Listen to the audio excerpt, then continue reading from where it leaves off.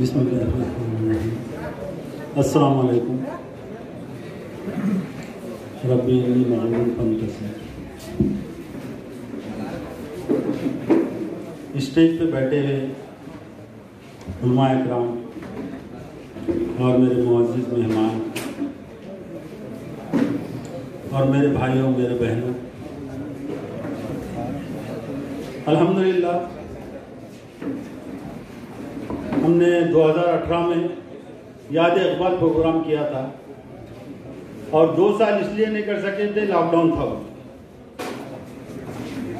اب اس میں سوال یہ ہوتا کہ بھائی آپ دھرنے مورچے ناانصافی کے خلاف آپ پروگرام کرتے، یہ پروگرام کیوں کر رہے؟ تو میرے بھائیوں، جب اقبال کی شاعری پڑھے، تھوڑا سمجھے، تو یہ سمجھ میں آ رہا کہ آج سے 100 سال پہلے اقبال نے یہی کام کرنے کے لیے دین کی دنیا کے تعلیم کے ساتھ دین کیسا جوڑنا، کیسا جڑے ہوئے رہنا، ناانصافی کے خلاف کیسا آواز اٹھانا۔ میرے بھائیوں، ہم جو بھی پروگرام کرتے ہیں آپ کو معلوم ہے، الحمدللہ ہمارا سیاسی کوئی مقصد نہیں ہے۔ ہم کام کریں گے، کرتے رہیں گے، لوگ تعریف بھی کرتے، کرٹیسائز بھی کرتے، ہم کو کرٹیسائز کرنے والوں سے کوئی پرواہ نہیں ہے، ہم تو اچھا کام کریں گے۔ اور اس کے اثرات بھی ابھی سہیل نے آپ کو بتا دیے۔ ماب لنچنگ کا جو بار بار میں دہرانا اس لیے چاہتا ہوں، ماب لنچنگ کا جب شروع ہوا سلسلہ، جب پورے ہندوستان میں مسلمانوں کو روڈ پہ مارا جا رہا ہے، کتوں کو نہیں مارتے مگر مسلمانوں کو بے تکا مار رہے تھے۔ جب اس مورچہ نکلا، ہمارا دھرنا ہوا، جب سارے پارلیمنٹ کو ہم نے لیٹر دیا، ہر پارٹی کے پارلیمنٹ کے ممبران کو ہم نے لیٹر بھیجا، اس کا اثر یہ ہوا کہ انہوں نے یہ لیٹر جواب ہم کو لیٹر یہ بھیجے کہ اب اس کے بعد ہم 302 کا کیس داخل کریں گے اور فاسٹ ٹریک میں کورٹ میں چلائیں گے۔ یہ لیٹر کمیٹی کے نام پہ آیا اور ہر اسٹیٹ کے جو اسٹیٹ کے ڈی آئی جی ہے، چیف سیکرٹری ہے، ان کو وہ لیٹر کی کاپی بھی ہم کو دی۔ تو کچھ کرے تو کچھ ہوتا ہے۔ اور ہم جو مسلمان پیدا ہوئے، فکروں کے واسطے پیدا ہوئے، اچھائی کی دعوت دینا، برائی سے روکنا۔ ہم کھانا پکانا، پراپرٹی بنانا، کوئی پوسٹ حاصل کرنا، اس کے لیے پیدا نہیں ہوئے۔ کتنے بھی پوسٹ حاصل کر لو، کتنا بھی کما لو، کتنے بھی بڑے بن جاؤ، مگر ایک دن چھوڑ کے جانا ہے۔ اب دیکھو کرونا میں ہم کتنے لوگ چلے گئے چھوڑ کے، مگر جو کریں گے، جو ہماری قوم کے لیے، جو ہمارے بھائیوں کے لیے، جو ہماری بہنوں کے لیے جو کامیاب، جو چھوڑ کے دیں گے، قیامت تک اس کا تم کو اجر ملنے والا ہے۔ اور رہی بات، ہم کوئی نہ کوئی ایک جگہ ہم کو آنا ہے۔ جب مسلمان کے مسائل آئیں گے، ہم کون سی بھی پارٹی میں رہن دو، ہم کو ایک جگہ آنا ہے۔ اگرچہ نہیں آئیں گے تو تریپورہ میں کیا حال ہو رہا دیکھ لو، اس کی لسٹ تو بہت لمبی ہے، 70 سال سے لسٹ بنتے ہوئے آ رہی، اور یہ چلتے رہیں گا۔ ہمارے بھلے سیاسی اسٹیج الگ رہیں گے، مگر جہاں پہ ہمارے مسائل رہیں گے، جہاں پہ مسلمانوں کے مسائل رہیں گے، میرا میسج یہ ہے کہ ہمیں ایک جگہ آنا چاہیے۔ میں ایک گھر میں یہ دیکھا، ایک بھائی اہل حدیث میں ہے، ایک بھائی بریلوی میں ہے، ایک بھائی جماعت میں ہے، اور جب ان کے گھر کو توڑنے کی روڈ وائنڈنگ میں نوٹس ملی تو پورے بھائی مل کے کورٹ میں ٹھہرے ہوئے۔ اس طریقے سے ہم کہیں بھی رہو، جہاں ہمارے مسائل ہے وہاں پہ سیاست نہیں کرنا، یہی ہمارا بس میسج رہتا کمیٹی کی طرف سے ہمیشہ۔ اور اللہ نے ہم کو ہر وقت کامیابی دیا۔ جب مراٹھواڑہ بند کا جب ہم نے اعلان کرنے کا سوچا، سارے پارٹی کے لوگ ہم کو سپورٹ کرے، الحمدللہ سب نے سپورٹ کرے، بولے یار کیسا ہوں گا؟ ارے میں بولا تم نیت کرو، فرشتے بند کرائیں گے، اور بند کرا کے اللہ نے بتا دی۔ جب پہلا مورچہ نکلا، جب بھی یہ حال ہوا، تو اب رہی بات کہ آپ یہ پروگرام کیوں کر رہے ہیں؟ 2-3 لوگوں نے میرے سے سوال کرے، تو میرا یہی ہے کہ اقبال کی شاعری سے ہم کو یہ سیکھنے ملتا کہ کس طریقے سے ہم کو لڑنا ہے، کس طریقے سے زندگی گزارنا ہے، کس طریقے سے ہمارے دین پہ رہنا ہے، کس طریقے سے ہم کو دنیائی کام کرنا ہے۔ جب آپ پڑھیں گے تو سمجھ میں آئے گا۔ بس یہی ہمارا مقصد ہے۔ بس باقی کا میں زیادہ وقت نہیں لیتے ہوئے میں اپنی بات ختم کرتا ہوں۔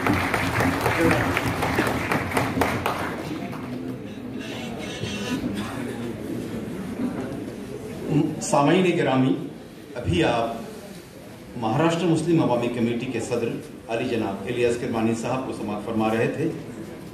अब मैं चलता हूँ बाज़ाब्ता इस प्रोग्राम के आगाज़ की जानिब। ख़वातीन हज़रात, हमारे दरमियान आज बहुत ज़ी इल्म शख्सियात हैं।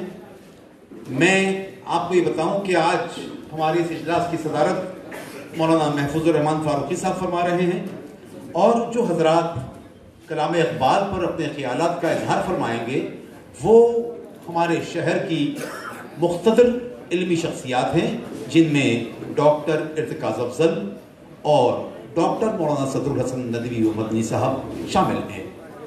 मैं डॉक्टर इर्तिकाज़ अफजल साहब से निहायत अदब व एहतराम के साथ दरख्वास्त करता हूँ कि वो हमें कलाम इक़बाल से इक़बाल का कलाम मिल्लत के नाम, मुसलमानों के नाम या दुनिया के नाम क्या है, हमें मुस्तफ़िज़ फरमाएं।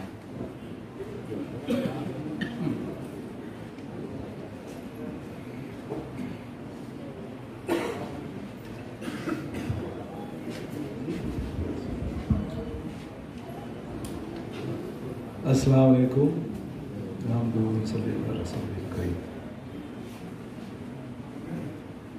अव्वल तो मैं आप तमाम मुअज़्ज़ज़ मेहमानान और शुरका हज़रात की खिदमत में यौम उर्दू की मुबारकबाद पेश करता हूँ। अल्लामा इक़बाल के इस जलसे के तवस्सुत से हम यौम उर्दू भी मनाते हैं, और आज का दिन ऐसा दिन है कि हत्तुल मक़दूर हम लोग उर्दू में बात करें, उर्दू में सोचें, उर्दू में लिखें, उर्दू में पढ़ें। उर्दू की तरक्की और तरोीज, उसके नशो नुमा के लिए हर तरह से हत्तुल मक़दूर मसाई करें, कोशिशें करें।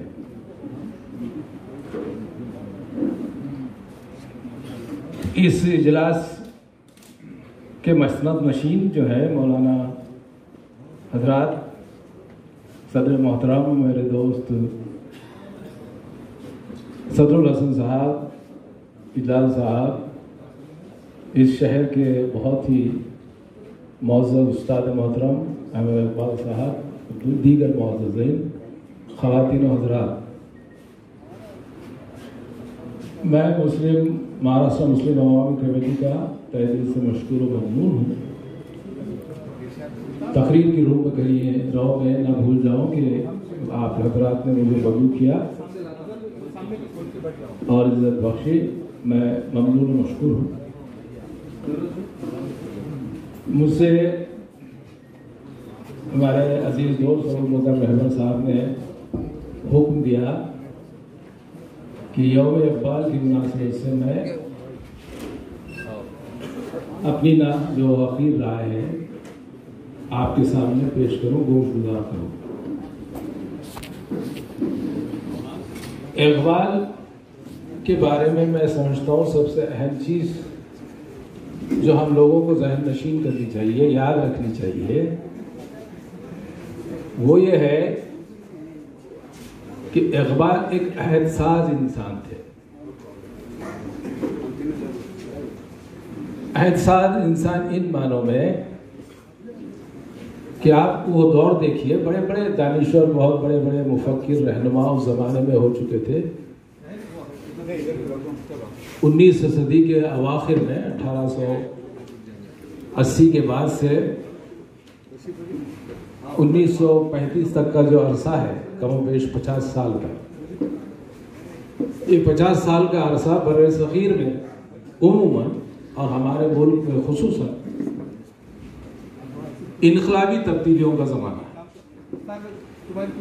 इनक़लाबी तब्दीलियों का ज़माना इस तरह से कि 1857 के बाद और 1880 तक इक़बाल की पैदाइश से चंद साल कबल तक हमारे मुल्क में एक कौमियत का तस्वुर बना पड़ा था।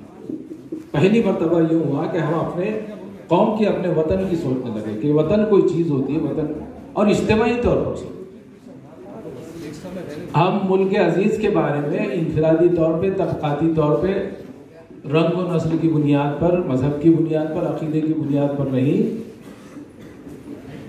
بلکہ بلا لحاظ مذہب و ملت، عقیدہ، نظریہ، فکر اور مکتب فکر یہ سوچنے لگے کہ ہم تمام ایک ملک کے باشندے ہیں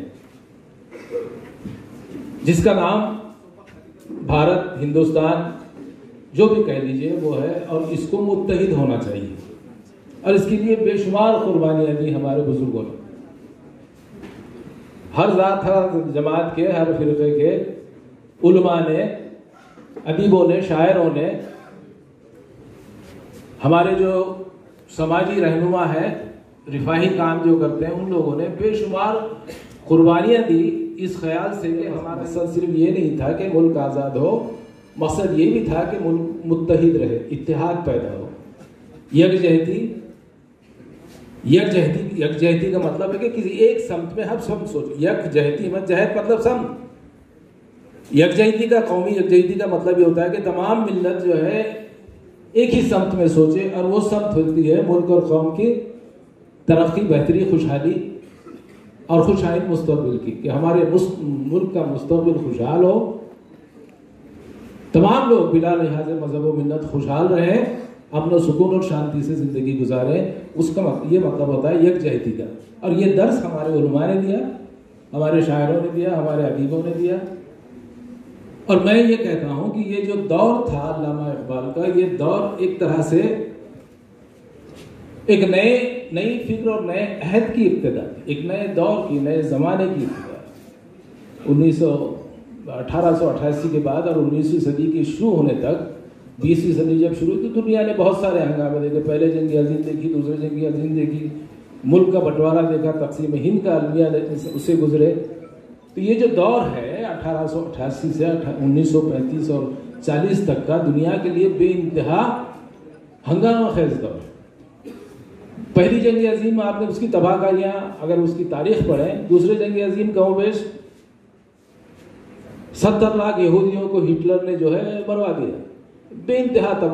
اور اس کے نتیجے میں جو ایک طرح کی بد امنی پیدا ہوئی، روحانی اور نفسیاتی، سماجی جو ایک بے چینی پیدا، بے انتہا جو ہے کرب سے، بے انتہا تکلیف اور دکھ سے قومیں گزر رہی تھی 1935 اور 1940 تک. اور یہی وہ دور تھا جب ہم جنگ آزادی میں مصروف تھے. علامہ اقبال ان تمام سمتوں کو، ایک بات میں سمجھتا ہوں، میری دانش میں ممکن ہے آپ کو اتفاق کریں نہ کریں، کہ علامہ اقبال ان تمام سمتوں سے واقف تھے. وہ یہ جانتے تھے جرمنی میں کیا ہو رہا ہے، وہ یہ جانتے تھے اٹلی میں کیا ہو رہا ہے، وہ جانتے تھے کہ فرانس میں کیا ہے، یہ بھی جانتے تھے کہ یورپ کے دیگر ممالک میں کیا ہو رہا ہے، اور وہ یہ بھی جانتے تھے کہ ہندوستان میں کیا ہو. تو ان ممالک سے باخبر تھے کہ اقبال ایک باخبر ذہن کے انسان، باخبر، یعنی ضرورت قطعی نہیں تھی ان کے انگریزی میں لکھی ہوئی تھیسس پر. جرمنی کی ایک یونیورسٹی انہیں پی ایچ ڈی کی ڈگری دینے پہ تیار تھی، اس کے باوجود انہوں نے جرمن سیکھی. قطعی ضرورت نہیں، فارسی اچھی طرح جانتے تھے، عربی جانتے تھے، جرمن سیکھی، انگریزی تھی. ان کی دنیا کی سب سے مشہور اگر تصنیف آپ سمجھے تو میٹافزکس آف دا ایسٹ ہے، مشرق کی مابعد الطبیعیات. یہ اقبال کی مشہور ترین کتاب ہے جو جرمن یونیورسٹی میں لکھی، اور جس پر کسی رسمی کارروائی کے بغیر ان کی وہ جو کتاب لکھی ہے وہ پی ایچ ڈی کے لیے منظور کر دی گئی. جرمن یونیورسٹی نے اعلان کیا کہ ہم اس کتاب پر آپ کو ڈاکٹریٹ کی اعلیٰ ترین ڈگریز جو ہے وہ عطا کریں گے. مشرقی مابعد الطبیعیات. ہم علامہ اقبال کو شاعر مشرق اس لیے نہیں کہتے کہ مشرق ان کے لیے کوئی ایک سمت تھی، مغرب، شمال، جنوب کی طرح کوئی ایک سمت تھی. مشرق ان کے لیے ایک تہذیبی گہوارہ تھا. پورا مشرق، مشرقی ممالک، مشرقی سماج، مشرقی معاشرت، مشرقی تہذیب، مشرقی ثقافت، مشرقی رسوم رواج، مشرقی افکار، ان کے لیے ایک طرح سے یہ سمت نہیں تھی بلکہ ایک گہوارہ تھا. اور اس گہوارے کے تحفظ کی وجہ سے ہم علامہ اقبال کو شاعر مشرق کہتے ہیں اور ان کے پیام کو پیام مشرق کہتے ہیں. دو تہذیبی تصورات ہیں, آپ میں سے بہت سے حضرات جانتے ہیں, بتانے کی چندہ ضرورت نہیں, کہ ایک ہوتا ہے اورینٹلزم, مستشرقیات, یعنی ہمارے تہذیب کے جو روایتیں ہیں لامتناہی, بہت طویل اور عریض جو ہمارے سلسلے ہیں تہذیب کے, وہ ہے ایک مشرقی تہذیب کی روایت ہے, جس میں تصوف ہے, بھکتی تحریک ہے, سنت ہے, صوفی ہے, ہمارے شاعر ہیں, ہمارے مصلح ہیں, سماجی ورکر ہیں, بہت بڑی روایت ہے اس کی. اور دوسرا ہوتا ہے مغربیت, آکسیڈنٹلزم, مغربیت. مغرب بنیادی طور پر بہت بڑا تجارتی مرکز رہا ہے ہمیشہ سے, نوآبادیات سے قبل بھی, نوآبادیات کے بعد بھی. جو کالونیل کا سسٹم تھا, نوآبادیات کا نظام تھا, نوآبادیاتی نظام کا بنیادی مقصد یہ تھا کہ مشرقی ممالک کی تمام اشیاء کا استحصال کریں, یہاں کی تہذیب کا استعمال کریں, یہاں کی مصنوعات کا استعمال کریں, یہاں کے خام مواد کا استعمال کریں, یہاں کی حتیٰ کہ یہاں کے لوگوں کو ذہنی طور پر غلام بنا کے ان لوگوں کا بھی استعمال کریں. یہ مغربی تہذیب یا آکسیڈنٹلزم کا بنیادی جو ہے مفروضہ بنیادی طرز عمل, ان کا جو ہے ایک طرز عمل رہا ہے سیاسی اعتبار سے, سماجی اعتبار سے. تو دو نظریے فکر ہیں, ایک تو مشرقی نظریہ فکر ہے اور دوسرا مغربی نظریہ فکر ہے. اور اقبال جو ہے مشرقی نظریہ فکر کے علم بردار تھے, مشرق, خالص مشرقیت. اسی لیے انہوں نے اپنی شاعری میں بار بار مشرق کو مخاطب کیا ہے, مغرب کو مخاطب نہیں. مغرب کے جو عیوب تھے, مغرب کی جو خامیاں تھی, مغرب نے کہ جو بنیادی طور پر اخلاقی, روحانی, نفسیاتی, فکری جو خامیاں تھیں, ان کی طرف انہوں نے بار بار اشارہ کیا, لیکن مشرق کو خبردار کرنے کے لیے مشرق کو خبردار کیا کہ آپ جو ہے ان خامیوں سے کم دور رہیں اور لوٹ جائیں اپنے. اور مشرقی تہذیب اور مشرقی ثقافت کی سب سے اہم ترین بنیاد وہ رسالت مآب حضور صلی اللہ علیہ وسلم کی تعلیمات کو سمجھتے تھے. جن کی وفا تو نے محمد سے تو ہم تیرے ہیں, یہ جہاں چیز ہے کیا لوح قلم تیرے. لوح قلم تک کی بات کر دی, یعنی صرف دنیا داری, یہاں کے جو آپ کی دنیاوی مفادات ہیں یا دنیاوی سود و زیاں ہیں, اس سے وہی لوح قلم بخش دیے کہ اگر محمد سے وفا کی, ان کی تعلیمات کا بنیادی محور اور اس کا بنیادی مقصد یہ تھا کہ آپ اپنی, بار بار کہتے تھے کہ نہیں اقبال نا امید اپنی کشتے پیرا سے ذرا نم ہو تو یہ مٹی بہت زرخیز ہے ساتھی, کہ اس میں زرخیزی ہے, اس میں امکانات ہیں. ایک بات ہم لوگ یہ بھی جاننا چاہیے کہ اقبال نے اپنی قوم, ملت اور معاشرے کے امکانات سے کبھی بھی انکار نہیں کیا. وہ جانتے تھے کہ ہمارے معاشرے, ہماری ملت, ہمارے نوجوانوں میں ہم اجتماعی طور پر, انفرادی طور پہ بے انتہا صلاحیتیں ہیں, امکانات, لیکن ان امکانات کو ہم کیا کر رہے ہیں, ضائع کر رہے ہیں. آج بھی بےحد افسوس کے ساتھ کہنا پڑتا ہے, ہماری نسل تو, میری رشید ماموں بیٹھے ہیں, ہمارے شارق اور ضمیر بیٹھے ہیں, جانتے ہیں کہ ہماری جنریشن جو ہے اتنی تیزی سے واٹس ایپ اور یہ نئے ٹیکنالوجی کو استعمال نہیں کر سکتے جتنے آج کے نوجوان بچے. 12-13 سال بچے کے ہاتھ میں فون دے دیجیے, وہ آپ کو ساری دنیا بتا دے گا. ضائع کر. دیکھیے معلومات ایسی جس کی افادیت نہ ہو, بے انتہا معلومات ہے, کوئی افادیت نہیں. وہ معلومات آپ کو IAS, IPS, MPSC کمپیٹیٹیو مسابقتی امتحانات جو ہوتے ہیں اس میں کام آئے گی, قطعی کام نہیں آئے گی. لیکن معلومات ہے بے شمار, ایسی معلومات جو بے فیض ہے, جس کا کچھ انتباق نہیں, سماجی اعتبار سے, معاشرتی اعتبار سے جس کا کوئی انتباق, بے شمار معلومات فنگر ٹپس پہ, بچوں کی انگلیوں کے پوروں پہ آ گئی. بچوں ذمہ داری کس کی ہے؟ ہماری ہے. ہم سرپرستوں کی, والدین کی, معاشرے میں جو بزرگ ہیں ان کی ذمہ داری ہے کہ بچوں کو صحیح سمت پہ لے جائیں. آپ ان کو کمپیٹیٹیو, اتنی معلومات ہے تو اس معلومات کو جو ہے تقدیر چھان پھٹک کے کم سے کم اس سمت میں تو لے جائیں کہ وہ معلومات بچے کو کسی کمپٹیٹیو ایگزام کے امتحان کے قابل بنا دے. علامہ اقبال نے ہمیشہ اس بات پر توجہ دی کہ ہمارے نونہالوں کو اپنی معلومات، اپنے علم، اپنی تعلیم، اپنی حکمت کا استعمال ملت کی اجتماعی، خود کے خاندان کے یقیناً، لیکن ملت کی اجتماعی بہبودی کے لیے کرنا چاہیے. اقبال صاحب کہتے تھے کہ وہ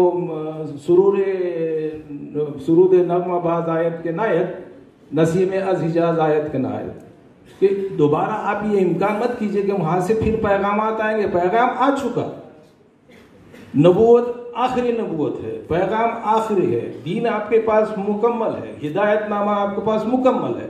اب یہ توقع کرتے بیٹھیں گے کہ آپ کے چھوٹے موٹے روزمرہ کے کاموں میں جو ہے آسمانی سلطانی مدد آئے گی، تو بالکل قطعی لا یعنی توقع ہے. وہ کہتے نسیم اعجاز آیت کے نائت، سرور رفتہ باز آیت کے نائت، سرآمد یہ فقیر روزگار ہے، دیگر دانائے راز آیت کے نائت، کہ میں ہوں یہ فقیر روزگار جو ہے. آپ کو بتا رہا ہوں کہ مشرق کا جو ہے بنیادی جو راز ہے، بنیادی جو مشرق کے امکانات ہیں، ان کی تعمیر نو کیجئے، ان کی ترتیب نو کیجئے. آپ یہ سوچتے رہیں گے کہ پھر کوئی پیغام آئے، کوئی مدد آئی، کوئی مدد نہیں آنے والی. آپ کو ایک ہدایت نامہ مکمل آپ کے حوالے کر دیا گیا. ہم شاعر مشرق اس لیے کہتے ہیں علامہ اقبال کو کہ علامہ اقبال نے اس پیغام کی تمام نزاکتوں کو سمجھا، نفاستوں کو سمجھا، اس کی باریکیوں کو سمجھا، اور اس پیغام کی ہر نفیس ترین نقطے کو عوام تک پہنچانے کی ہر ممکنہ کوشش کی. اپنے اشعار کے ذریعے، اپنی نظموں کے ذریعے. شکوہ جواب شکوہ لکھا تو فتوے جاری کر دیا کہ یہ تو جو ہے لادینی کی باتیں کر رہے ہیں. جواب شکوہ لکھا تو وہی لوگ شرمندہ ہو گئے کہ ہم علامہ اقبال کے بارے میں کس طرح سوچ رہے ہیں.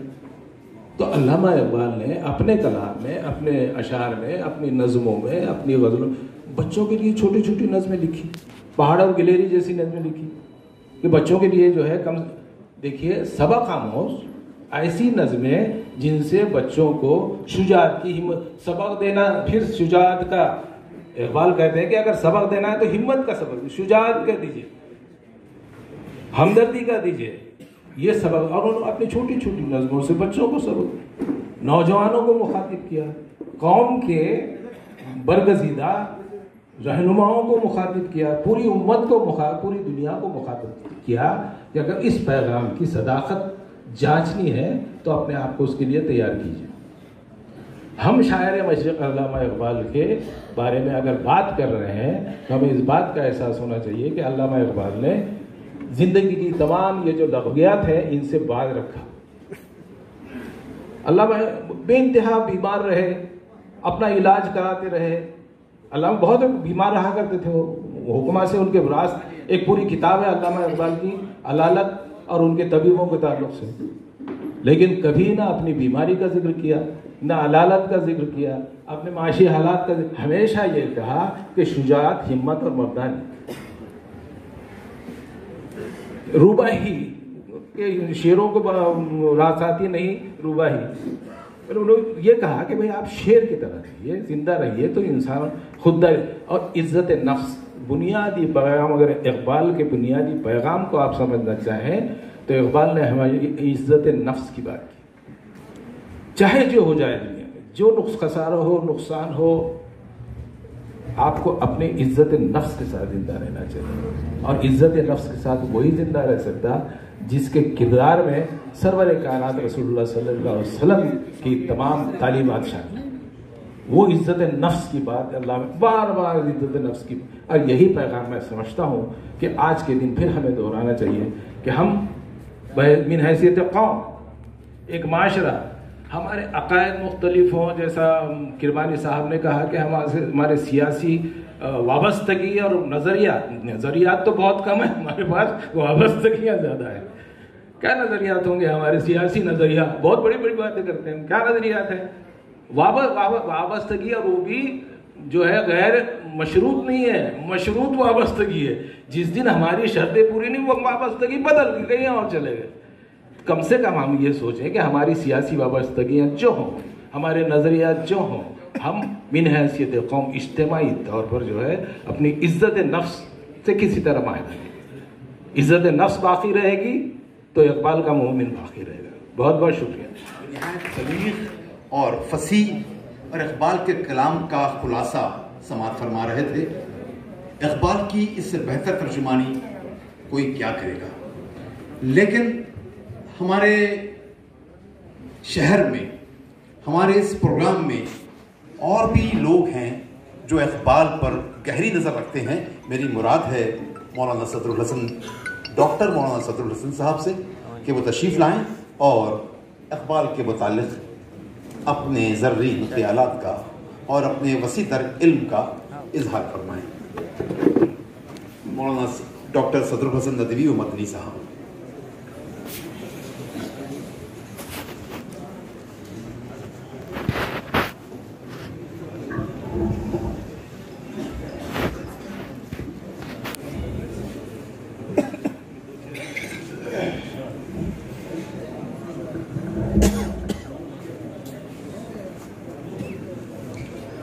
الحمد للہ رب العالمین والصلاة والسلام علی محمد بن عبد اللہ وعلی آلہ وصحبہ اجمعین ومن تبعہم بإحسان الی یوم الدین۔ شاہ نشیبہ تشریف فرما، علماء، ادباء اور اساتذہ کرام، ہمارے سامنے تشریف فرما ہماری مائیں اور بہنیں اور حضرات، ابھی آپ نے عظیم استاد اور مصنف اور ادیب ڈاکٹر ارتکاز افضل صاحب سے کلام پیغام کا خلاصہ سنا ہے۔ علامہ اقبال کی شخصیت کو اگر ہم جاننا چاہیں تو ہم فکر اور فن کے امتزاج پر غور کریں۔ فکر انسانی احساسات، انسانی افکار، انسان کے دلوں میں بسی ہوئی آرزوئیں ہوتی ہیں، اور ان آرزوؤں کو، ان احساسات کو، ان افکار کو جب الفاظ کا جامہ پہنایا جاتا ہے تو اس کو فن کہا جاتا ہے۔ فکر اور فن میں اگر حسین امتزاج ہو تو وہ ادب عالمی ادب میں شاہکار کی حیثیت رکھتا ہے۔ علامہ اقبال کا ایک شعر یاد آیا۔ علامہ اقبال اپنی اس فکر کو کہ بارش ہو رہی ہے، کوہستانی سلسلہ ہے، وہ بارش یکجا ہو کر نہر کی صورت اختیار کرتی ہے، اور وہ نہر کوہسار سے گزرتے ہوئے اپنی مترنم آواز کے ساتھ لوگوں تک پہنچ رہی ہے، اور اس درمیان بارش کا سلسلہ جاری ہے، اور بارش کے قطرے ان پودوں سے جو بارش کی وجہ سے تر و تازہ ہیں ان سے ایک قسم کا عشق کر رہے ہیں۔ یہ علامہ اقبال کی فکر ہے۔ اس فکر کو علامہ اقبال نے جو شعری جامہ پہنایا تو آپ دیکھیں کہ فکر میں اور فن میں مطابقت ہے یا نہیں۔ فرماتے ہیں کہ جوئے سرود آفری آتی ہے کوہسار سے، جوئے سرود آفری آتی ہے کوہسار سے، پی کے شراب لا لگوں میں قدئے بہار سے، پھرتی ہے وادیوں میں کیا دختر خوش خرام ابر، کرتی ہے عشق بازیاں سبزۂ مرغزار سے۔ تو فکر اور فن میں جو مطابقت ہوتی ہے وہ کسی شاعر کو بام عروج تک پہنچاتی ہے۔ علامہ اقبال کے ہاں فکر میں اور فن میں ہم آہنگی۔ بارہا علامہ اقبال کے کلام کے مطالعے کے دوران آپ اس نتیجے پر پہنچیں گے کہ علامہ اقبال نے اپنی فکر کو ایسا شعری قالب دیا ہے کہ انسان کی فکر متحیر رہ جاتی ہے، انگشت بدندہ ہو جاتا ہے۔ ایک شعر یاد آیا، علامہ اقبال یہ کہتے ہیں، تمہارے پیامی نے سب راز کھولا، خطا اس میں بندے کی سرکار کیا تھی، بھری بزم میں اپنے عاشق کو تاکا، تیری آنکھ مستی میں ہوشیار کیا تھی، نہ آتے ہمیں اس میں تکرار کیا تھی، مگر وعدہ کرتے ہوئے آر کیا تھی۔ آپ جذبات کا اظہار اور اس جذبات کی ترجمانی کا منظر دیکھیں۔ تو میں یہ کہہ رہا تھا کہ فکر اور فن ان دونوں کا حسین امتزاج علامہ اقبال کے ہاں پاتے ہیں۔ لیکن دوسرا مرحلہ یہ ہے کہ علامہ اقبال کی فکر کیا ہے، علامہ اقبال کی فکر کی اساس کیا ہے، علامہ اقبال کی فکر کی بنیاد کیا ہے۔ تو علامہ اقبال کی فکر کی 3 بنیادیں ہیں۔ پہلی بنیاد کتاب اللہ سے شغف ہے، اللہ تبارک تعالیٰ کی نازل کی ہوئی آخری کتاب سے بے انتہا شغف ہے۔ اسی لیے علامہ اقبال فرماتے ہیں، تیرے ضمیر پہ جب تک نہ ہو نزول کتاب، گرا کشا ہے نہ راضی نہ صاحب کشاب۔ فرماتے ہیں، وہ زمانے میں معزز سے مسلمان ہو کر اور تم خار ہوئے تارک قرآن۔ گویا کہ علامہ اقبال کے نزدیک فکر کی اساس ایک مسلمان کی حیثیت سے، ایک مسلم قوم کے فرد کی حیثیت سے، اس کے فکر کی پہلی اساس اور اس کی فکر کی پہلی بنیاد قرآن پاک ہونے چاہیے۔ اسی لیے علامہ اقبال فرماتے ہیں، جو سرمہ راضی را از دید فروش استم، افکار جہاں دیدم پینہا بکتاب اندر، کہ جب میں نے قرآن پاک میں غور کرنا شروع کیا تو پوری دنیا کے راز ہائے سربستہ جو ابھی تک راز تھے میرے سامنے آشکار۔ علامہ اقبال کی فکر کی دوسری بنیاد حضور اکرم صلی اللہ علیہ وسلم کی ذات گرامی سے والہانہ عشق تھا۔ وہ محبت کی چنگاری تھی جو علامہ اقبال کو چین سے نہیں رہنے دیتی تھی۔ وہ حضور اکرم صلی اللہ علیہ وسلم کی زندگی کو اپنی زندگی میں ڈھالنا چاہتے تھے۔ ایک واقعہ آیا کہ مہاراجہ الور جو مہاراجہ تھا اور اس کے پاس مغلیہ سلطنت کی دی ہوئی بہت ساری دستاویز تھی اور اس کی زبان فارسی تھی۔ علامہ اقبال چونکہ فارسی سے واقف تھے بلکہ اس کے محرم راز تھے اور بیرسٹر بھی تھے، تو علامہ اقبال سے خدمات حاصل کی اور مہاراجہ نے علامہ اقبال کی شان کے مطابق اور اپنی شاہانہ شوکت کے مطابق نظم کیا۔ لیکن اخیر رات میں مہاراجہ الور علامہ اقبال کے کمرے میں آئے کہ شاید علامہ اقبال کی ضیافت میں کچھ کمی رہ گئی ہو، تو دیکھا علامہ اقبال مسحری کی بجائے زمین پر لیٹے ہوئے۔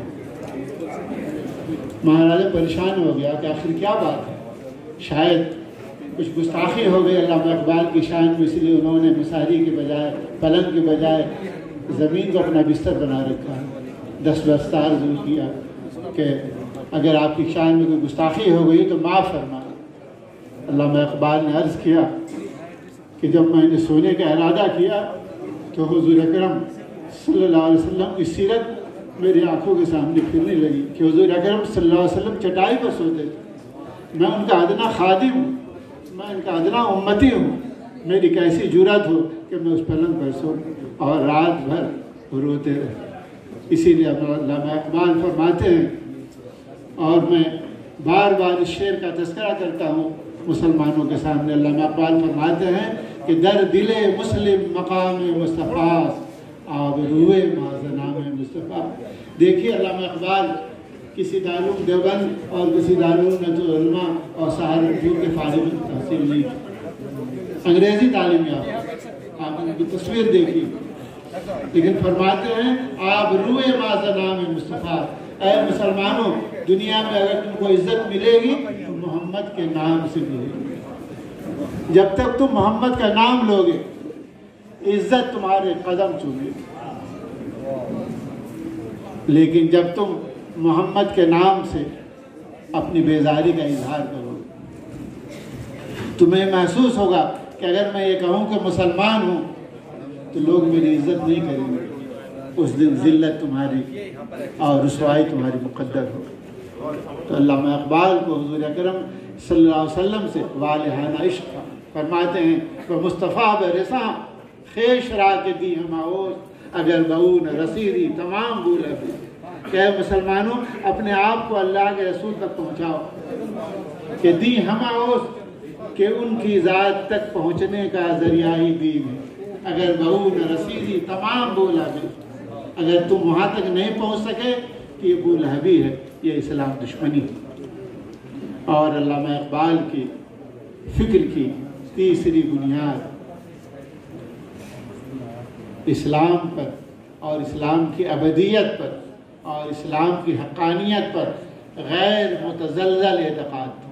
وہ یہ سمجھتے تھے کہ اسلام آخری دین ہے، وہ یہ سمجھتے تھے کہ اسلام قیامت تک باقی رہے گا، اور یہ سمجھتے تھے کہ اسلام کے بغیر نجات ممکن نہیں، مٹ نہیں سکتا کبھی مرد مسلمہ کے ہے اس کی اذانوں سے پاس سر کلیم و خلیل۔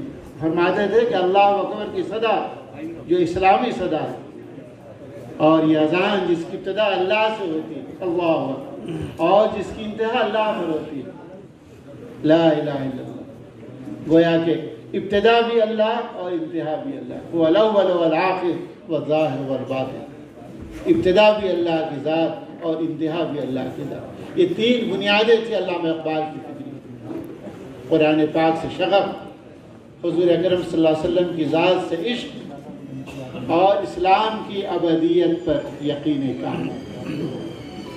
ان تین بنیادوں پر علامہ اقبال کی شاعری کھڑی، ان تین بنیادوں کو کبھی بھی انہوں نے اپنی فکر سے، اپنے قلم سے اور اپنی تکفیر سے، اپنے تأمل سے کبھی دور نہیں کی۔ ان تین بنیادوں کے نتیجے میں وہ اس مقام پر پہنچے کہ آج ہم ان کی وفات کے بعد بھی جشن منا رہے ہیں، ان کی یاد کو تازہ کر رہے ہیں، اس لیے کہ اقبال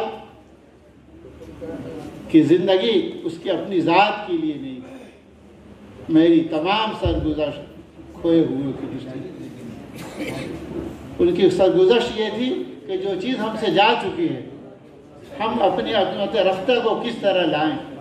اسی لیے انہوں نے اس قوم کے نوجوانوں کو مخاطب کیا، اور نوجوانوں کو اس لیے مخاطب کیا کہ نوجوانوں میں جوش ہوتا ہے، نوجوانوں میں ولولہ ہوتا ہے۔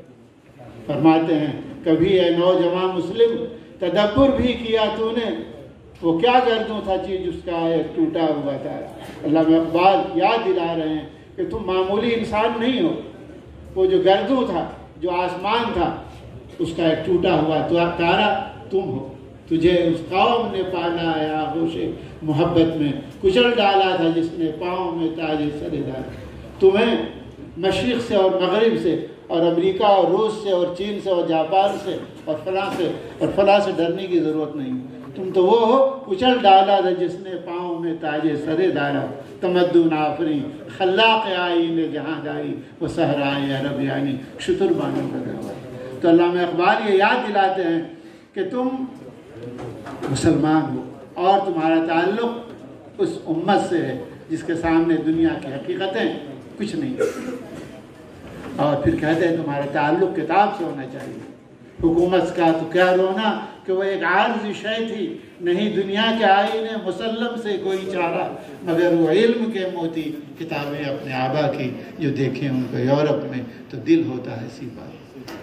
تو علامہ اقبال نے اپنے زمانے کے لحاظ سے ان تینوں بنیادی کی روشنی میں ایک نظریہ پیش کیا، کیونکہ اس زمانے میں مختلف نظریات کام کر رہے تھے یورپ میں۔ ایک نظریہ یہ کام کر رہا تھا شوپنہاور کا قنوتیت کا، مایوسی کا کہ اس دنیا میں ہر طرف مایوسی ہے اور انسان اس مایوسی کے دلدل سے نہیں نکل سکتا، اس لیے اس کو اپنی تمام قوت کو، اپنی طاقت کو، اپنی قوت فکر کو کچل دینا چاہیے۔ علامہ اقبال نے کہا نہیں، علامہ اقبال نے قرآن پاک کا مطالعہ کیا تھا جس میں اللہ نے فرمایا یا عبادی الذین اسرفوا علی انفسکم لا تقنطوا من رحمت اللہ۔ اللہ تعالیٰ تو فرماتا ہے کہ ہمارے یہاں قنوطیت نہیں ہے، مایوسی نہیں ہے، اور تم مایوسی کا درس دیتے ہو۔ علامہ اقبال نے اپنی پوری قوم کو رجائیت کا درس دیا۔ نہیں ہے نا امید اقبال اپنی کشت ویراں سے، کشت کہتے کھیتی کو، نہیں ہے نا امید اقبال اپنی کشت ویراں سے، ذرا نم ہوتی ہے مٹی بڑی زرخیز شاخ۔ تو علامہ اقبال نے رجائیت کا درس دیا، اور رجائیت کے نتیجے میں انسان میں عزت نفس پیدا ہوتی ہے، خودی پیدا ہوتی ہے، خودی کی تعمیر کا جذبہ پیدا ہوتا ہے۔ اسی لیے علامہ اقبال فرماتے ہیں پھر چراغ لالا سے روشن ہوئے کو دمن، مجھ کو پھر نغموں پہ اکسانے لگا مرغی چمن۔ پھول ہیں صحرا میں یا پریاں قطار اندر قطار، اودے اودے نیلے نیلے پیلے پیلے پیران، پھر اپنا پیغام دیتے ہیں حسن بے پرواہ کو اپنی بے نقابی کے لیے، ہو اگر شہروں سے بن پیارے تو شہر اچھے کے بن۔ پھر فرماتے اپنے من میں ڈوب کر پا جا سراغ زندگی، تو اگر میرا نہیں بنتا نہ بن اپنا تو بن۔ من کی دنیا میں نہ دیکھا میں نے افرنگی کا راج، من کی دنیا میں نہ دیکھے میں نے شیخ و برہمن۔ من کی دنیا ہاتھ آتی ہے تو پھر جاتی نہیں، تن کی دنیا چھاؤں ہے آتا ہے دھن جاتا ہے دھن، پانی پانی کر گئی مجھ کو قلندر کی بات، تو جھکا جب غیر کے آگے نہ من تیرا ہے۔ تو علامہ اقبال نے خودی کا درس لیا کہ اپنے من میں ڈوب کر پا جا سراغ زندگی، خودی کا درس لیا، اور اس خودی کے نتیجے میں انسان کے اندر خدائی قوت پیدا ہوتی ہے۔ اقبال فرماتے ہیں وہ غازی یہ تیرے پراسرار بندے جنہیں تم نے بخشا ذوق خدائی، دو نیم ان کی ٹھوکر سے صحرا و دریا، سمٹ کر پہاڑ ان کی ہے بس رائی، دو عالم سے کرتی ہے بیگانہ دل کو، عجب چیز ہے لذت آشنائی۔ جب انسان کے اندر خودی پیدا ہوتی ہے تو یہ کائنات کی تمام چیزیں ان کے سامنے حقیر ہو جاتی ہیں، پر ایک کی حیثیت نہیں رہتی، اس لیے کہ اس کے اندر خدائی شان پیدا ہوتی ہے۔ اسی لیے علامہ اقبال نے ان شخصیات کو بار بار ہمارے سامنے پیش کیا ہے جنہوں نے خاص طور پہ ہندوستان کی سرزمین میں توحید کا غلغلہ بلند کیا، خاص طور پر مجدد الفسانی رحمۃ اللہ علیہ کا انہوں نے تذکرہ کیا۔ اس زمانے بہت سارے علماء تھے، صاحب جبہ و دستار تھے، لیکن انہوں نے کہا کہ سجدہ تحیت جائز ہے، سجدہ تعظیمی جائز ہے، تعویل کریں، جان بچانے کی خاطر، املاک کی خاطر، جاہ کی خاطر۔ لیکن سید احمد سرہندی رحمۃ اللہ علیہ نے کہا کہ سجدہ تعظیمی حرام، جس طرح سجدہ عبادت حرام ہے اسی طرح سجدہ تعظیمی بھی حرام ہے۔ علامہ اقبال فرماتے ہیں وہ ہند میں سرمائے ملت کا نگہباں، اللہ نے بروقت کیا جس کو خبردار، گردن میں جھکی جس کی جہانگیر کے آگے، اس کے نفس گرم سے ہے گرمی حرام۔ اندازہ لگائیے کہ علامہ اقبال نے پورے ہندوستان کے اس زمانے کے علماء میں سے صرف ایک شخص کا انتخاب کیا، کیوں؟ اس لیے کہ ان کے اندر جرأت تھی، ان کے اندر ہمت تھی، انہوں نے جہانگیر کو کہ عتاب شاہی کو برداشت کیا، وہ گوالیار کے قلعے میں گئے اور اپنے مشن کو نہیں چھوڑا۔ وہی جہانگیر بعد میں طائب ہوا اور اس نے عزت و وقار کے ساتھ پھر اس قلعے سے باہر کی۔ تو علامہ اقبال کی نظر ان شخصیات پر ہے جن شخصیات نے مسلم معاشرے پر نظر ڈالی اور ان کی نظر گہری تھی۔ اسی لیے مجدد صاحب کا بار بار انہوں نے تذکرہ کیا، امام عبدہو کا تذکرہ کیا، افغانی کا تذکرہ کیا۔ اسی طرح اس زمانے میں ایک عجیب نظریہ قائم ہو گیا تھا تصور زمان و مکان سے، اور نظریے کی بنیاد یہ تھی کہ انسان مجبور محض ہے، انسان کچھ نہیں کر سکتا، زمانہ جو چاہتا ہے کرتا ہے۔ علامہ اقبال نے بھی کہا سلسلہ روز و شب، بار بار اس کا تذکرہ کیا ہے، سلسلہ روز و شب، حادثات، پھر اس آخری میں پھر فرمایا کہ یہ سب کچھ ہے لیکن اس روز و شب کے سلسلے پر بھی ایک قوت ہے جو حکمرانی کر رہی ہے. اور برگسا سے جب ملاقات ہوئی جس نظریے کا بانی تھا تو علامہ اقبال نے اس سے کہا کہ تم نے جو نظریہ پیش کیا ہے اس نظریے کے سلسلے میں جو تمہاری رائے ہے وہ ہمارے نبی کی رائے سے ٹکراتی ہے. تو پریشان ہو گیا کہ جو بہت 20 سال کی محنت کے بعد میں نے نظریہ پیش کیا اور تمہارے نبی نے 14 سال پہلے کون سا نظریہ پیش کیا ہے. علامہ اقبال نے فرمایا کہ میرے نبی نے فرمایا لا تسبوا الدہر فإن الدہر انا. اللہ فرماتا ہے کہ زمانے کو برا بھلا نہ کہو، زمانہ تو میں ہوں. یعنی اس زمانے پر بھی ایک قوت ہے جو کار فرمائی کر رہی ہے. تو انگوش بدندہ رہے. تو علامہ اقبال نے اپنے زمانے میں اپنے کلام کے ذریعے جو پیش کیا ہے وہ اس زمانے کا علم کلام ہے. رشید احمد صدیقی نے بجا فرمایا کہ علامہ اقبال نے ایک مولوی کی حیثیت سے نہیں، ایک مفتی کی حیثیت سے نہیں، بلکہ ایک شاعر کی حیثیت سے علم کلام پیش کیا ہے. اس زمانے میں جو افکار تھے ان کا مقابلہ کیا.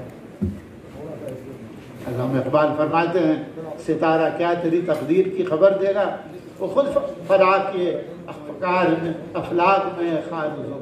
آج کل شادی کا موقع پر لوگ دیکھتے ہیں کہ قمر کہاں ہے، چاند کو تلاش کرتے ہیں جنتری میں. اور خاص طور پر عورتیں ہماری اور مائیں اور بہنیں چاند کو تلاش کرتے ہیں.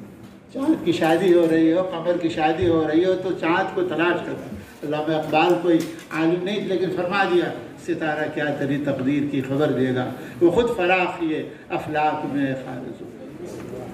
علامہ اقبال کا سب سے بڑا کمال یہ ہے کہ انہوں نے اپنے کلام کو بنیاد بنایا اسلام کے اشاعت کے، قرآن کے اشاعت کے لیے. تیرے ضمیر پہ جب تک نہ ہو نزول کتاب، اندازہ لگائی، تیرے ضمیر پہ جب تک نہ ہو نزول کتاب، گرہ کشا ہے نہ راضی نہ صاحب کشا. اور پھر ہماری نئی نسل، نوجوان نسل جو 10 بجے تک اور 11 بجے تک اور 12 بجے تک خواب خرگوش میں پڑی ہوئی رہتی ہے. علامہ اقبال دست دیتے ہوئے فرماتے ہیں، علامہ اقبال لندن میں، اور لندن کی سردی آپ کو معلوم ہے کیسی سخت سردی ہوتی. فرماتے ہیں زمستانی ہوا میں گرچہ تھی شمشیر کی تیزی، نہ چھوٹے مجھ سے لندن میں بھی آداب سر. فرماتے ہیں سارخیزی کی عادت ڈالو اور رات میں جگنے کی عادت ڈالو. عطار ہو، رومی ہو، رازی ہو، غزالی ہو، کچھ ہاتھ نہیں آتا بیاہ سحرگاہی. جب آپ رات میں اللہ کے سامنے سجدہ ریز ہوں گے اور اپنی روداد اس خدا کو سنائیں گے جس کا دروازہ کبھی بند نہیں ہوتا، وہ خدا آپ کی اس آواز کو، آپ کی اس روداد کو سنے گا اور پھر آسمان سے اس کی رحمت نازل ہوگی. لیکن ہم اس وقت سوئے ہوئے رہتے ہیں اور ہمیں فکر نہیں ہوتی کہ ہم کہاں ہیں. اسی لیے علامہ اقبال اندرونی اصلاح پر زور دیتے ہیں اور فرماتے ہیں ایک فوارے کو دیکھ کر جب وہ فوارہ دیکھتے ہیں تو ہماری نظر اوپر ہوتی ہے، اور جو مفکر ہوتا ہے، جو عالم ہوتا ہے، جو سمجھدار ہوتا ہے اس کی نظر نیچے ہوتی ہے. کیوں؟ اس لیے کہ فوارے میں اپنی کوئی طاقت نہیں ہے. مشین جتنی طاقتور ہوگی فوارے کو اتنی بلندی نصیب ہوگی. تو علامہ اقبال فرماتے ہیں ادھر نہ دیکھ ادھر دیکھ ہے جوان عزیز، بلند زورے درو سے ہوا ہے فوار. اسی لیے علامہ اقبال فرماتے ہیں کہ ہو صداقت کے لیے جس دن میں مرنے کی طرف پہلے اپنے پے کرے خاکی میں جا پیدا. اگر تم چاہتے ہو کچھ کرنا تو پہلے اس خاکی پیکر میں جا پیدا کرو. پھونک ڈالے یہ زمین و آسمان ہندوستان اور خاکستر سے اپنا جہاں پیدا. اس دنیا کو جلا ڈالو اور اپنی اس راکھ سے جو خودی کی راکھ ہوگی اس سے دنیا پیدا کرو. تو علامہ اقبال کا پیغام یہ ہے کہ ہم اپنے آپ کو تیار کریں. کس چیز کے ذریعے؟ یقین محکم، عمل پہ ہم، محبت فاتح عالم، جہاد زندگانی میں ہے یہ مردوں کی شمشیر. محکم یقین ہو اور عمل پہ ہم. اللہ کے رسول فرمان خیر العمل مادی مارے، سب سے بہترین عمل ہوا ہے جس نے ہمیشہ کی. علامہ اقبال تو خوش اچی ہیں قرآن اور حدیث. فرماتے ہیں یقین محکم، محکم یقین، عمل پہ ہم اور دوام ہو، ہمیشگی ہو، محبت فاتح ہے. آج تو ہمارے اپنے بھائیوں سے محبت نہیں ہے. علامہ اقبال فرماتے ہیں کہ ایسی محبت ہو جو دنیا کو فتح کرے، جہاد زندگانی میں ہے یہی مردوں کی شمشیر. اس تلوار کو لے کر آپ جائیں گے تو آپ دنیا کو فتح کریں. اسی لیے علامہ اقبال کے نزدیک یقین میں محکم ہونا چاہیے. اسی لیے علامہ اقبال نے طارق بن زیاد کا واقعہ نقل کیا ہے کہ جب یہ اندلس کے کنارے پہنچے تو انہوں نے حکم دیا اپنی فوجیوں کشتی جلا ڈال. تو ان کے فوجیوں نے کہا کہ عقل کی روح سے یہ بہت غلط بات ہے کہ اپنی کشتیاں جلا ڈالیں. اگر ہمیں شکست ہوئی تو ہمیں بھاگنے کا ایک ہی وسیلہ ہے, سمندر کو پار کرنے کا ایک ہی ذریعہ ہے. تو علامہ اقبال فرماتے ہیں کہ اس نے کہا خندید و دست بر لب شمشیر برد گفت ہر ملک ملک ماس کے ملک خدا. وہ مسکرایا اور اس نے کہا کہ ڈرنے کی کوئی بات نہیں, یہ بھی ہمارا ہی ملک ہے, ہم اس ملک کو چھوڑنے والے نہیں ہیں. اور پھر 800 سال تک اس یقینی محکم کے ذریعے ہماری حکومت 800 سال تک اس عظیم سپہ سالار کے یقینی محکم کے نتیجے میں ہمیں حکومت نصیب ہوئی. آپ مال الحمرہ دیکھیں, وہاں مسجد قرطبہ دیکھیں. اسی لیے علامہ اقبال کے نزدیک بنیاد عشق. اسی لیے فرماتے ہیں تند سبک سیر ہے گرچہ زمانی کے. آج ہم گھبرا جاتے ہیں کہ کیا ہوگا, فرماتے ہیں تند سبک سیر ہے گرچہ زمانی کی رو, عشق خود ایک سیل ہے سیل کو لیتا ہے. اور علامہ اقبال عالم دین نہیں تھے, لیکن ان کے نزدیک جو اہمیت تھی مسجد کی, وہ اہمیت تو آج ہمارے بڑے بڑے مفکرین کے یہاں نہیں ہے. علامہ اقبال فرماتے ہیں پاس اگر تو نہیں شہر ہے ویران تمام. سب فرض کر لیجئے نیو یارک ہے, فرض کر لیجئے انگلینڈ کا کوئی بڑا شہر ہے, اور وہاں اگر مسجد نہ ہو تو علامہ اقبال کے نزدیک وہ شہر ویران ہے. پاس اگر تو نہیں شہر ہے ویران تمام. تو ہے تو آباد ہیں اجڑے ہوئے کاخ و کو. اور اگر چھوٹی سی بستی ہے, چھوٹا سا گاؤں ہے, اور وہاں اگر مسجد ہے تو اے مسلمانوں وہ آبادی آباد ہے. علامہ اقبال کے اس نظریے کی تائید میں مولانا سید ابوالحسن ندوی رحمۃ اللہ علیہ کی ایک بات آپ کے سامنے پیش کروں گا. جب یہ رنگون گئے, میانمار گئے دعوتی دورے پر, تو وہاں پر دیکھا کہ مسجد میں قالین بچھے ہوئے ہیں, خوبصورت نمازیں موجود ہیں, ایک مؤذن اور ایک امام. تو علامہ اقبال کے پیروکار اور علامہ اقبال کی فکر کے شارح مولانا ابوالحسن ندوی رحمۃ اللہ علیہ نے فرمایا کہ مجھے اندیشہ ہے کہ کہیں ایسا نہ ہو کہ آپ نے آج اللہ کے گھر کو خالی کیا ہے, کل آپ سے اس ملک کو خالی کرا دیا. اور وہی ہوا, ملک کو خالی کرا دیا. کیا ہو, کہیں کسی کوکس بازار میں اور کہیں کسی جزیرے میں یہ مسلمان پناہ لیے. ہماری بنیاد قرآن, ہماری بنیاد عشق رسول, ہماری بنیاد اسلام کی حقانیت پر غیر متزلزل یقین, اور ہماری بنیاد مسجدیں, ہماری بنیاد رومال ہے, ہماری بنیاد ٹوپی ہے, ہماری بنیاد اسلامی شناخت ہے. اگر یہ بنیاد نہ ہو تو پھر ہمارا وجود بیکار. علامہ اقبال کی پوری زندگی اسی پیغام میں گزری, اور علامہ اقبال نے یہی پیغام دیا کہ تم حوصلے کے ساتھ, پوری جرأت کے ساتھ اپنے اس فرد جو اسلامی امت کا ایک فرد ہے, اس فرد کی تربیت پہ پوری توجہ دو. افراد کے ہاتھوں میں ہے اقوام کی تقدیر. آپ میں سے جو بھی موجود ہیں, آپ کے ہاتھ میں اقوام کی تقدیر ہے. افراد کے ہاتھوں میں ہے اقوام کی تقدیر. ہر فرد ہے ملت کے مقدر کا ستارہ. افراد سے قومیں بنتی ہیں, افراد سے جماعتیں بنتی ہیں, افراد سے ملت وجود میں آتی ہے. اگر ہم نے اپنی شناخت کو باقی رکھنے کی کوشش کی تو ہم کامیاب ہیں. علامہ اقبال یہ چاہتے تھے کہ ہم فخر کے ساتھ کہیں کہ ہم مسلمان ہیں, ہم فخر کے ساتھ کہیں کہ ہم قرآن کے پیرو ہیں, ہم فخر کے ساتھ کہیں کہ ہم حضور اکرم صلی اللہ علیہ وسلم کے پیرو ہیں. در دل مسلم مقام مصطفیٰ آپ روح ماضرام. اور پھر حضور اکرم صلی اللہ علیہ وسلم کی سیرت کو, صحابہ کرام کی سیرت کو, اور اللہ کے نیک بندوں کی سیرت کو ہم اپنی زندگی کا لایا عمل بنا. میں مہاراشٹر مسلم عوامی کمیٹی کا شکر گزار ہوں کہ وقت کی کمی کے باوجود انہوں نے علامہ اقبال کے افکار اور ان کے خیالات اور ان کے فکر و فن پر مجھے چند الفاظ کہنے کا یہاں موقع عنایت فرمایا. انشاءاللہ جب وقت رہے گا اور حالات ایسے ہیں انشاءاللہ اور تفصیل کے ساتھ علامہ اقبال کے اس کلام کو پیش کرنے کی کوشش کروں گا. لیکن بہرحال علامہ اقبال پر آپ نے جو یہ جشن منایا یا علامہ اقبال پر جو یوم اقبال منا رہے ہیں، یہ ایک اسلامی فریضہ کے طور پر منانا چاہیے کہ آپ اقبال کا جشن نہیں منا رہے بلکہ اسلام کا جشن منا رہے ہیں، پیغمبر اسلام کا جشن منا رہے ہیں، اسلام کی حقانیت اور ابدیت کا جشن منا رہے ہیں. اللہ تبارک تعالیٰ الیاس کرمانی صاحب کو، ان کے دوست احباب کو، جناب ابوبکر حیدر صاحب کو اور ان کے معاونین کو ہمت، طاقت اور جذبہ عطا فرمائیں اور اس راہ پر چلنے کی توفیق عطا فرمائیں اس راہ پر چلنے کی علامہ اقبال نے تلقین کی تھی. وآخر دعوانا ان الحمدللہ.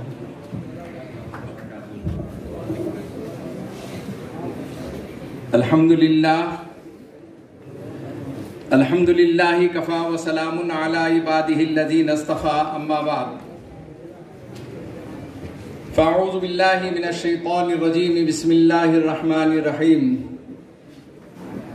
ان هذا القرآن يهدي للتي هي اقوم وقال الله تبارك وتعالى في شان حبيبه ان الله وملائكته يصلون على النبي يا ايها الذين امنوا صلوا عليه وسلموا تسليما اللهم صل على محمد النبي الأمي وعلى آله وأصحابه البررة الكرام وعلى سائر الأنبياء والمرسلين والملائكة المقربين وعلى آله وأصحابه أجمعين.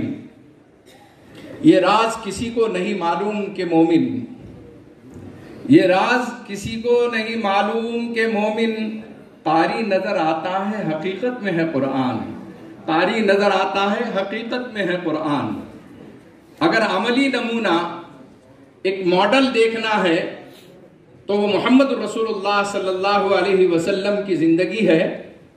اسی لیے فرمایا کہ لقد کان لکم فی رسول اللہ اسوۃ حسنہ، کہ محمد صلی اللہ علیہ وسلم کی زندگی ایک اسوہ حسنہ ہے. علامہ اقبال رحمۃ اللہ علیہ نے محمد رسول اللہ صلی اللہ علیہ وسلم کے عشق میں ڈوب کر عشق رسول کا وہ نمونہ پیش کیا. رہتی دنیا تک کے شاعروں کے لیے ایک آئیڈیل اور نمونہ وہ بن کر اس دنیا سے رخصت ہوئے ہیں کہ شاعر ہو تو ایسا ہو جو دنیا کے حالات کو دیکھ کر قرآن سے مطابقت کے اعتبار سے پیغام دے، میسج دے. رہتی دنیا تک کے علامہ اقبال کو کوئی فراموش نہیں کر سکتا. میں مبارکبادی پیش کرتا ہوں مہاراشٹر مسلم عوامی کمیٹی کو، جنہوں نے بہت ایک اہتمام کے ساتھ اس جلسے کو جو ہے منعقد کیا. اور خاص بات اس میں یہ دیکھنے کو ملتی ہے، ابھی پرسوں جو ہے الیاس بھائی ہم ایک نشست میں تھے، اجلاس میں تھے، جہاں الیاس کرمانی صاحب وغیرہ ہم لوگ بیٹھے تو ایک مذہبی اعتبار سے مختلف طبقوں اور مختلف مکاتب فکر کے لوگوں کو وہاں جمع کیا گیا تھا. لیکن آج میں یہ دیکھ رہا ہوں کہ الیاس کرمانی صاحب نے اور ان کے رفقا نے آج مذہبی بھی اور سیاسی بھی، سماجی بھی، اقتصادی بھی کام کرنے والے تمام کو یکجا جمع کر کے ایک نمونہ پیش کیا ہے کہ ایمان کی بنیاد پر، اسلام کی بنیاد پر علامہ اقبال کی یاد میں وہ سب شہر کے عوامی نمائندے کو، کریم کو اس شہر کے جمع کر سکتے ہیں. ماشاءاللہ میں ایک مرتبہ پھر انہیں مبارکبادی دیتا ہوں. اور یقیناً ابھی میرے پیش رو مقرر مولانا صدر الحسن مدنی نے تفصیل سے علامہ اقبال پر کہہ دیا ہے. وقت کی نداقت ہے، میں صرف 5 یا 7 منٹ میں اپنی بات کو لپیٹ رہا ہوں. ڈاکٹر ارتکاز افضل صاحب نے اپنے خیالات کا اظہار کیا. اسٹیج پر بیٹھے ہوئے احمد اقبال صاحب، رضا خان صاحب، ابوبکر رہبر صاحب، الیاس کرمانی صاحب، ناصر نہدی چاؤ صاحب، ڈاکٹر سہیل ذکی الدین صاحب، خواجہ شرف الدین صاحب، سمیع سوداگر صاحب، اور ہمارے مولانا اجلال صاحب، واجد قادری صاحب، اور قدیر مولانا صاحب، اور اسی طریقے سے حشیم عثمانی صاحب. اس طریقے سے یہاں کے جو شہر کے یقیناً جو ہے درد مند ہے، فکر مند ہے، سیاسی، سماجی قائدین ہیں وہ میرے پیش رو بہت زیادہ بیٹھے ہوئے ہیں، میں ان سب کا نام نہیں لے سکتا، لیکن میں یقیناً جو ہے اس وقت کے اعتبار سے میں علامہ اقبال رحمت اللہ علیہ کی جو فکر تھی اس کو 2-4 الفاظ میں بیان کر رہا ہوں کہ علامہ اقبال کی فکر اساسی قرآن مجید ہے، ان کی فکر محور قرآن ہے، ان کی سوچ کا مبدا قرآن ہے۔ علامہ اقبال داعی قرآن ہے۔ اقبال کا خیال ہے کہ مسلمان کی ترقی، عروج و زوال سب کا سب قرآن سے جڑا ہوا ہے۔ جس شخص نے اپنی شاعری کو قرآن کا محور بنایا اس کا انقلابی کتاب سے لگاؤ بچپن سے تھا۔ اقبال کی قرآنی جذبات سے وابستگی کا واقعہ کئی مورخین نے لکھا ہے، کئی محققین نے لکھا ہے۔ ایک مرتبہ علامہ اقبال رحمت اللہ علیہ قرآن پاک کی تلاوت کر رہے تھے۔ آپ کے ذہن میں ہونا ہمارے گھروں میں قرآن کی تلاوت جب نہیں ہوتی ہے بہت افسوس ہوتا ہے۔ اورنگزیب عالمگیر رحمت اللہ علیہ کی سرزمین سے میرا اور آپ کا تعلق ہے۔ اورنگزیب عالمگیر رحمت اللہ علیہ کی بھی ایک بات یاد آ گئی کہ وہ دربار میں جا رہے تھے، ایک فکر کے اعتبار سے پریشان تھے۔ چند قدم چلے ہوں گے کہ قرآن پاک کی آواز ان کے کانوں میں آئی، رک گئے۔ کتابوں میں لکھا ہے تھوڑی دیر کھڑے کھڑے آنکھ سے آنسو روا ہو گئے۔ خدام آ کر اشارہ کر رہے ہیں، جیسے ابھی مجھے تھوڑی دیر میں جو ہے تقریر ختم کرنے کا اشارہ مل جائے گا، میں ختم کر رہا ہوں، بے فکر رہے۔ خدام آ کر کہہ رہے ہیں کہ دربار میں آپ جا رہے تھے، لیکن اس اشارے کو نہیں سن رہے ہیں، قرآن سن رہے ہیں۔ وہ قرآن کی تلاوت کون کر رہی تھی؟ ان کی بیٹی قاریہ زیب النساء قرآن کی تلاوت کر رہی تھی۔ جب آہٹ محسوس ہوا تو اس وقت میں بچی نے قرآن کی تلاوت ختم کر کے قرآن کو بند کیا اور دیکھا تو ابا حضور کھڑے ہوئے ہیں، کھڑی ہو گئی۔ اورنگزیب عالمگیر رحمت اللہ علیہ نے اس وقت تاریخی جملہ کہا تھا، بیٹی میں جس پریشانی اور الجھن میں تھا تو نے جو قرآن کی آیت تلاوت کی اس سے میرا مسئلے کا حل ہو گیا، کاش کہ تو اور 1-2 آیتیں پڑھ لیتی۔ آپ اندازہ لگائیے کہ قرآن ایسے ہی نہیں پڑھتے تھے بلکہ سمجھتے بھی تھے، اس کا مفہوم جانتے تھے، اس کے معنی سمجھتے تھے، اس لیے رو رہے تھے۔ آج لیکن میں ایک بات بتا دوں کہ قرآن میں اتنی پاور اور اتنی تاثیر ہے، آپ کو اور مجھے تراویح میں کچھ سمجھ میں نہیں آتا، لیکن امام حرم جس وقت روتے ہیں ہر ایمان والے کے آنکھ سے آنسو جاری ہو جاتے ہیں۔ یہ ہے قرآن کی تاثیر اور اس کا پاور۔ اور اس قرآن کو اگر آئیڈیل اور نمونہ بنا کر ہم نکلیں گے تو دنیا میں کوئی طاقت نہیں ہے کہ وہ ہمیں ذلیل کر سکے۔ وہ معزز تھے زمانے میں مسلمان ہو کر، وہ معزز تھے زمانے میں مسلمان ہو کر، ہم خار ہوئے تاریخ قرآن ہو کر قرآن کو چھوڑنے کی وجہ سے یہ ذلت اور رسوائی آئی۔ تو میں یہ عرض کر رہا تھا کہ علامہ اقبال رحمت اللہ علیہ جو ہے قرآن پاک پڑھ رہے تھے، اچانک جو ہے وہاں کھڑے ہوئے ان کے والد محترم موجود، بیٹے کو کہا کیا پڑھ رہے تھے؟ تعجب کرنے لگے۔ ابا کو تو معلوم ہے روزانہ میرا معمول ہے میں تلاوت کرتا ہوں فجر کی نماز کے بعد، پھر بھی والد ہیں، انہوں نے پوچھا تو انہوں نے کہا کہ میں قرآن پڑھ رہا تھا۔ تو والد نے انہیں چوکانے کے لیے تنبیہ کے طور پر ایک جملہ فرمایا، بیٹے کیا تم قرآن پاک سمجھ بھی رہے تھے؟ علامہ اقبال رحمت اللہ علیہ فرماتے ہیں کہ ایک چوٹ بیٹھ گئی میرے سینے کے اوپر، اس وقت تک کہ صرف قرآن کی تلاوت کرتا تھا، جس دن میرے والد نے یہ کہا، پوچھا کہ بیٹے اسے سمجھتے بھی ہو، اس دن سے میں نے قرآن کا ترجمہ، مطالب، معنی، مفہوم اور تشریح اور تفسیر کے اندر مشغول ہو گیا، اور پھر وہی چیزیں میرے خیالات میں اشعار بن کر نکلنے لگی۔ اس لیے میرے عزیز دوستو، علامہ اقبال کی یاد میں ہم بیٹھے ہیں۔ وہ قرآن کو اپنا آئیڈیل اور نمونہ سمجھتے تھے۔ مجھے آپ کو اللہ تعالیٰ اس کے اوپر غور و فکر کرنے کی توفیق عطا فرمائے۔ اس کامیابی پر پھر ایک مرتبہ مبارکبادی پیش کرتا ہوں، اور ہمارے شہر کے ہر دل عزیز قائد، ہمارے سب کے پیارے سید امتیاز جلیل صاحب بھی تشریف فرما ہے۔ اب یہ محفل جو ہے اس کے بعد کی دوسری جو ہونے والی ہے اس کے سلسلے میں آپ منتظر ہیں، اس لیے میں اپنی بات کو یہی تقریر کو ختم کر رہا ہوں۔ وآخر دعوانا الحمدللہ رب العالمین۔